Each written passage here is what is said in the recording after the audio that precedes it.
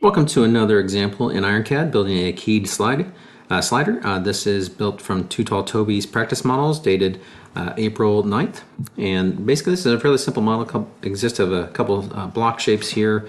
We also have this cylinder on top, and this cutaway that's got an angle of 65 on there. And some notes is this dimension from this edge is from the back edge, and our center is from the bottom as well. So fairly easy to build this in IronCAD. We're going to build this with just standard drag and drop shapes, so let's go ahead and build this. We're going to start with an extrude here, and we'll just drag and drop that out. And we know the overall length of this one is 140, the width of this is 65, and the height of this is 45 for that. So that gives us our base for our shape inside of here. Next, we're just going to go ahead and drag and drop another extrude on here.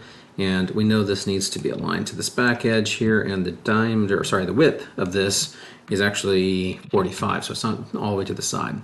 And we know the direction of this is actually going to be 44 on there, so let's go ahead and click that, 44 on that one. So that gives us our base for our shape there. And then we can drop our cylinder right on the center point there.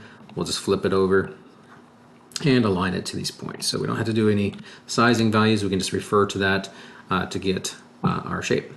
Next, we can do a extrude cut here, not a cut, we actually want the cylinder. We'll just do the cylinder on that one, not the extrude cut.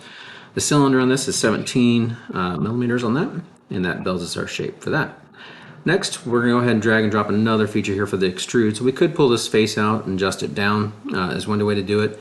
I'm just going to drop another feature, and I'll show you why here in a second. So the height of this is actually set from the bottom, so we'll just do that at distance from point. And we know that distance is 53 for that. And then again, we can just align this by doing a symmetrical drag. And what we want to do is instead of doing the edit distance from point, we'll just move that cylinder down here, and we can set that total distance for 99. Did I set that right? 99, yeah. It should be 99, yep. So that gives us our total shape there.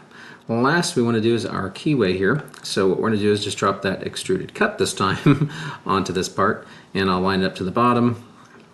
And our height value on this is actually 10 millimeters on this, and our width, we're going to do the symmetrical again by right-clicking and dragging, and we'll set that at 25 for that.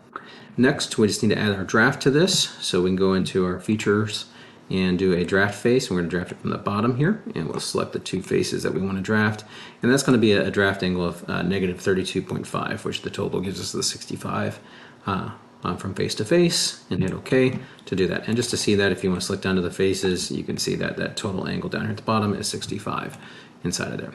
So that gives you a way to build this in IronCAD. Again, if we go into our properties here, and the density they said is 1020 inside of there, so that gives us about 474 for our value.